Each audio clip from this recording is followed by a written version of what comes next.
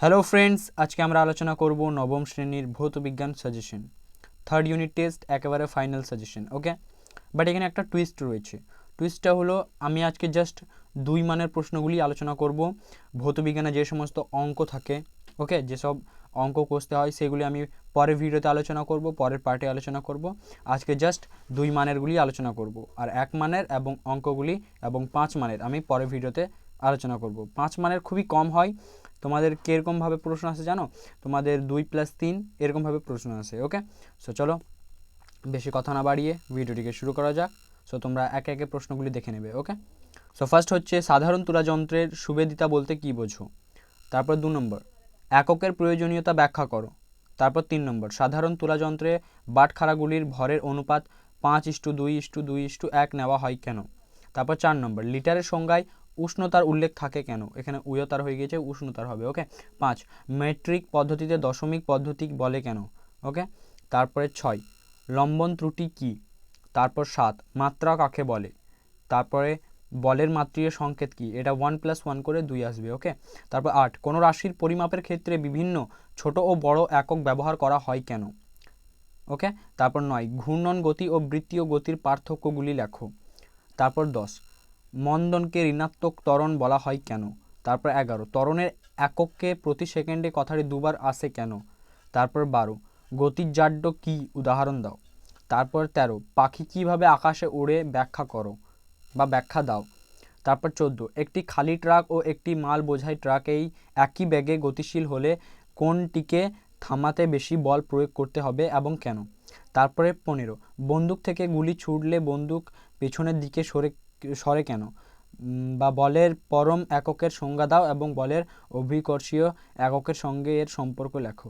ওকে, তারপরে 16 ক্রিয়া ও প্রতিক্রিয়া পরস্পর সমান ও বিপরীতমুখী হলেও কখনোই সাম্য প্রতিষ্ঠা করতে পারে না কেন? ব্যাখ্যা দাও। তোমাদেরকে বলে রাখি, আমি অনেক ভিডিও বানিয়েছি যেখানে আমি উত্তর সহ দিয়েছি। ওকে, তোমরা যদি এই ভিডিওতে যদি তোমরা উত্তর চাও, অ্যান্সার যদি তোমরা চাও, তাহলে তোমাদেরকে এই ভিডিওতে 50টা লাইক, মাত্র 50টা লাইক তোমাদেরকে পূরণ করতে হবে। তোমরা চাইলে তোমার বন্ধু বান্ধবীদের সঙ্গে শেয়ার করে দিতে পারো। ওকে, এবং 50টা লাইক হলেই তোমরা আমাকে কমেন্টে বলে দেবে যে 50টা লাইক হয়ে গিয়েছে, বা আমি নিজে থেকে দেখে নেব। তারপর আমি তোমাদের জন্য যতগুলি প্রশ্ন দেওয়া রয়েছে সমস্ত প্রশ্নের উত্তর নিয়ে আসবো, একদম গ্যারেন্টি, কথা দিচ্ছি। কেননা আগের ভিডিওতে আমি উত্তর দিচ্ছিলাম, বাট তোমরা কেউ আমাকে লাইক করছিলে না, কমেন্ট করছিলে না। ওকে, একেবারে উত্তর সহ দিচ্ছিলাম তাও। সো এবার তোমরা 50টা লাইক যতক্ষণ না করতে পারবে ততক্ষণ উত্তর আসবে না, এবং যখনই করে দেবে তখনই আমি তোমাদেরকে সমস্ত প্রশ্নের উত্তর দিয়ে দেবো। তারপর 17 ভরবেগের সংরক্ষণ নীতি ও নিউটনের তৃতীয় গতিসূত্র কিভাবে পরস্পরের সমতুল্য ব্যাখ্যা করো। তারপর 18 রৈখিক ভরবেগের সংরক্ষণ সূত্রটি লেখো। তারপর 19 বেগ ও দ্রুতির মধ্যে দুটি পার্থক্য লেখো। তারপর 20 ব্যারোমিটারের সাহায্যে কিভাবে আবহাওয়ার পূর্বাভাস পাওয়া যায়। তারপর 21 সাইফনের দুটি ব্যবহারিক প্রয়োগ উল্লেখ করো। তারপর 22 ঘনত্ব ও আপেক্ষিক গুরুত্বের মধ্যে সম্পর্ক কী। 23 স্থিতিস্থাপক গুণাঙ্ক কোন কোন রাশির এককের সঙ্গে অভিন্ন। ওকে, এদের একটি করে ব্যাখ্যা লেখো। তারপর 24 আর্কিমিডিসের নীতিটি বিবৃতি করো। তারপর 25 আপেক্ষিক গুরুত্বকে আপেক্ষিক ঘনত্ব বলা হয় কেন? তারপর 26 কোনো বস্তুর ভর 2 কেজি এবং আয়তন 200 সেমি কিউ হলে বা বস্তুটির উপাদানের ঘনত্ব এসআইতে ও আপেক্ষিক গুরুত্ব কত? ওকে, তারপরে 27 সান্দ্রতা ও ঘর্ষণের মধ্যে পার্থক্য লেখো। 28 রং করা তুলিকে জলে ডুবিয়ে তুলে নিলে আঁশগুলি জড়িয়ে যায় কেন? 29 প্লাবতা কী কী বিষয়ের ওপর নির্ভরশীল? তারপর 30 দ্রুতগামী ট্রেনের পাশে দাঁড়ানো উচিত নয় কেন? তারপর 31 ভর সংখ্যা কী, আইসোটনের উদাহরণ দাও। এখান থেকে তোমাদের ম্যাক্সিমাম সাজেশন চলে আসবে। জাস্ট আমি কী বলে যেন অঙ্ক, হ্যাঁ, তোমাদের ভৌতবিজ্ঞানে যেসব অঙ্ক আছে ওই অঙ্কগুলি জাস্ট 10টা থেকে 11টার মতো দিয়ে দেবো, এখান থেকে চলে আসবে। বাট মেন সাজেশন এটাই। ওকে, সো এটার দিকে বেশি ফোকাস রাখবে। তারপর 32 ক্যাথোড রশ্মির প্রধান দুটি বৈশিষ্ট্য লেখো। 33 রাদারফোর্ডের আছে পরমাণু মডেলের ত্রুটি উল্লেখ করো। তারপর 34 আইসোটোপগুলির রাসায়নিক ধর্ম একই কেন? তারপর 35 একটি মৌলের এন কক্ষে দুটি ইলেকট্রন আছে, মৌলটি শনাক্ত করো। 36 একটি আলফা কণার ভর ও আধান উল্লেখ করো। তারপর 37 অ্যাভোগাড্রো ধ্রুবক কাকে বলে, ইহার মান কত? তারপর 38 একটি অণুর প্রকৃত ভর এবং গ্রাম আণবিক ভরের মধ্যে পার্থক্য উল্লেখ করো। তারপর 39 মোলার আয়তন কাকে বলে? তারপর 40 9 গ্রাম অ্যালুমিনিয়ামে উপস্থিত পরমাণুর সংখ্যা নির্ণয় করো। তারপর 41 সোডা ও ওয়াটার কি? তারপর 42 তাপমাত্রার পরিবর্তনের সঙ্গে সঙ্গে Na2SO4 এর দ্রাব্যতা কিভাবে পরিবর্তিত হয়। তারপর 43 ইমালশন কি উদাহরণ দাও।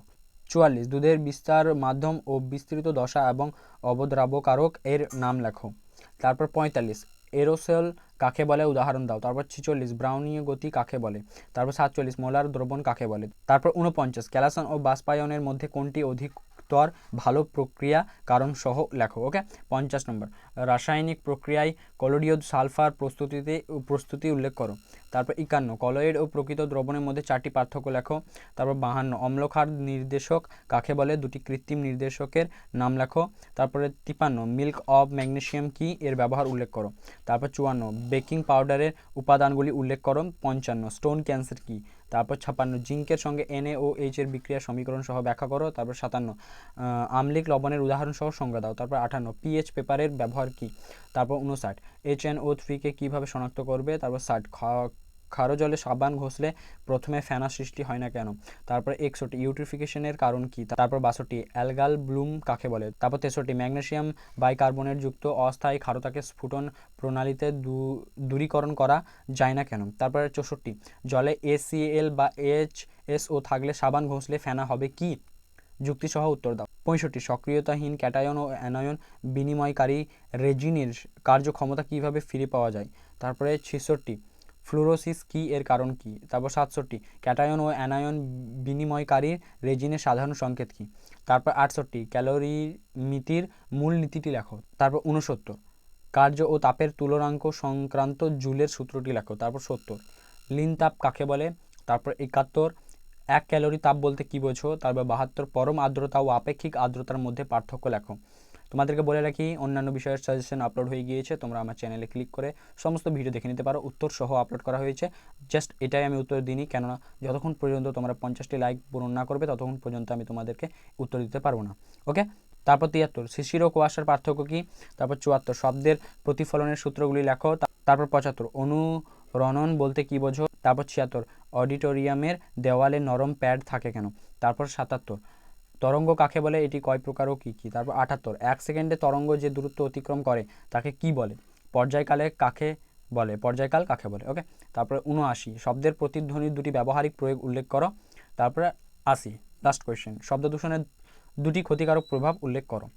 সো তোমরা বুঝে নিলে যে যতক্ষণ পর্যন্ত তোমরা 50টি লাইক না করতে পারবে, তোমরা যত চেষ্টা করো তোমার বন্ধু বান্ধবের সঙ্গে সমস্ত যতজনকে তোমরা চিনো তোমাদের ক্লাসে সকলকে তোমরা শেয়ার করে দাও, যাতে 50টি লাইক যেন হয়ে যায়। ওকে, সো যদি 50টি লাইক হয়ে যায় তো দেখা হবে পরের ভিডিওতে এবং উত্তর সহ আসবো।